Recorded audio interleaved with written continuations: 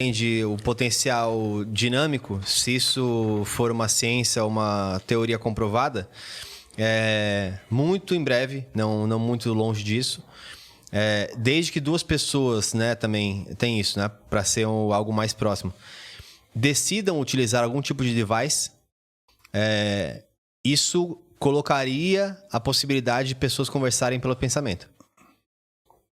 As pessoas não lê a matéria, mas não entende isso, né? Onde pode chegar isso. Porque assim, se é capaz de ler e formar frases, se eu tenho um device, você tem outro, a gente poderia conversar pelo pensamento. Então, óbvio que a gente está tratando de coisas que são inimagináveis, né, para nossa humanidade atual, mas só lembrando, as pessoas há 300 anos atrás achavam que telefonar, por exemplo, alguém de outro continente seria impossível. É verdade. Telefonar com vídeo, mais impossível ainda. Então a gente está sempre descobrindo novos impossíveis, né? Então, ainda acho que é um exercício preliminar, mas é aquilo, todo exercício promissor nessas áreas, ele rapidamente ganha atenção de investimento, e com investimento tende-se a conseguir resultados melhores, mais baratos e mais rápido, né? Esse é a tríade aí do movimento. Eu acho que a gente viu ali em descrição muito do que o Elon Musk com o Neuralink quer fazer, né? Ou seja, a partir de um dispositivo no cérebro, você poder se comunicar através dos impulsos cerebrais, ou seja, mapear pensamentos, né? Isso vai ser uma revolução para as pessoas que têm paralisia cerebral ou tem doenças crônicas que realmente limita a capacidade de comunicação. Mas eu vou insistir num ponto que esse é mais um dos pontos de revolução da tecnologia onde fica a máxima. A tecnologia, ela entra para resolver o problema de muita gente e vem para o bem. Mas ela vai ser irremediavelmente testada para o mal também. Tá? Sim. Então, se isso se desenvolver, essa tecnologia, a gente tem que tomar muito cuidado, porque pode ser utilizado assim de uma forma extremamente... Por exemplo, é a última fronteira da liberdade do ser humano. Sim. Por exemplo, os meus pensamentos estão na minha cabeça, né?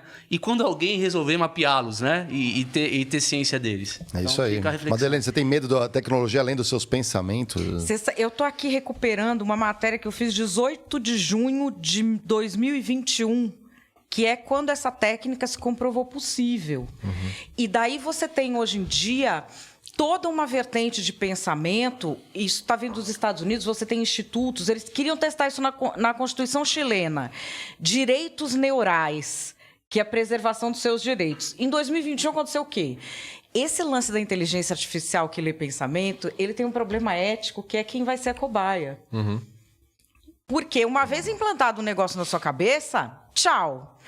Então, eles pegaram o quê? Um cara, 30 e poucos anos, casado, filhinho pequeno, doença degenerativa.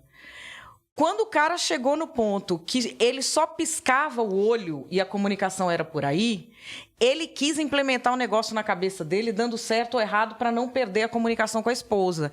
Eu fiz um artigo sobre isso, está na minha newsletter, um artigo super longo. E era por tentativa e erro que ele ia se treinando. E ele conseguiu, no dia do aniversário do filho, falar uma coisa assim: eu tenho o filho mais legal do mundo, sem conseguir nem piscar por meio dessa inteligência artificial. Então, daí você começa o desenvolvimento disso. Mas aí você tem questões éticas. Porque, por exemplo, a leitura do pensamento, gente, não é um telepata, não é a mãe de Ná que está lendo. Ele lê impulsos elétricos. Perfeito. Então, vamos dizer assim... Tem uma questão que é a do braço mecânico, que essa já surgiu. O braço mecânico, ele lê seus impulsos elétricos. Como é que ele separa o que é vontade do que é fantasia? O cara está implementando um braço mecânico. Tem aquele processo todo para o braço ir funcionando. É tudo inteligência artificial, colhe o impulso elétrico do cérebro dele e faz o braço movimentar. Um dos caras que treina ele, um médico que treina ele, ele não vai com a cara. O cara nunca fez nada para ele. Ele não vai com a cara do cara, mas ele fala, só mais 3 meses aqui, meu braço vai funcionar, não quero começar tudo de novo. Um dia o braço vai lá, agarra o cara pelo pescoço e machuca. De quem que é a culpa? Ele não quis agarrar o cara pelo pescoço, mas ele fantasiou. É de quê? De quem fez o algoritmo? É de quem fez a máquina?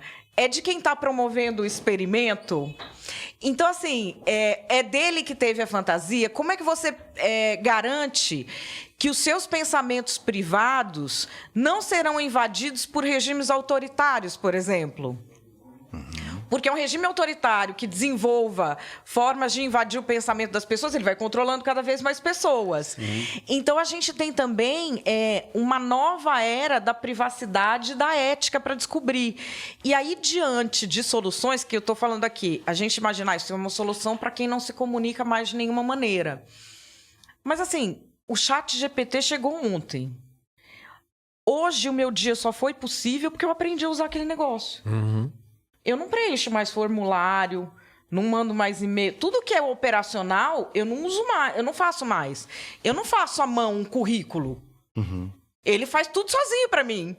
Hoje eu fiz coisas que eu não daria conta de fazer num dia, com o negócio que chegou ontem. O negócio de ler pensamento, nós vamos usar para quê? Que é isso que eu fico pensando, cara. Isso vai mudar toda a dinâmica de relação entre as pessoas. Eu não sei se a gente vai viver para que isso seja possível numa escala ampla ainda, né? Se eu vou testemunhar isso em vida. E tem também outras questões que vão ser descobertas ainda, que é a distância que funciona isso. Sim. Né? Porque, eventualmente, para algumas coisas, como conversar, por exemplo... Se a pessoa já não pode me ouvir, imagine que eu uso esse device só quando eu quero conversar com, eventualmente, humanos que estão em Marte, ou na Lua, ou em outro lugar. Aí é uma coisa muito boa. Porque você traçou uma linha que eu tenho que me conectar para fazer isso, mas como falar ou ouvir não seria nada, você pode ter algum tipo de outra conexão mais eficiente. De novo, gente, a gente tá aqui numa, né? Desenhando. Nossa senhora. Porque essa máquina, essa última matéria que eu fiz, eu não li direito de hoje, mas essa matéria que eu fiz em 2021, qual era o impeditivo da tecnologia? É super cara e cada device, cada aparelho tinha que ser construído especificamente para uma pessoa. E treinado por aquela pessoa. Tipo, eles até tentaram pegar o aparelho do cara e treinar para... Não dava certo. Tem que ser cada um... Então, você imagina quanto custa. Sim. Hoje isso. Mas, sei lá, a tecnologia que a gente tem nesse celular, 20 anos atrás, custava o quê? 1 milhão pra você botar isso? Se você for pegar, por exemplo... A tecnologia tende a baratear ao longo do tempo. O sequenciamento do DNA custava $1 milhão. Sim. Hoje você faz Tinha que teste ser por feito... $100. Hoje... Hoje virou um comércio já. Então, você pegar o seu. Então, a gente vai ver evoluções ainda nesse sentido. Assim, eu gosto desse tipo de coisa. Eu acho que tem que tomar cuidado com regulações e coisa do tipo, mas... não tem como fugir, né? Não tem como fugir. Eu acho que a gente natural. está quebrando barreiras onde a gente vai ser cada vez mais desafiado a domar as novas tecnologias que a gente cria. Assim.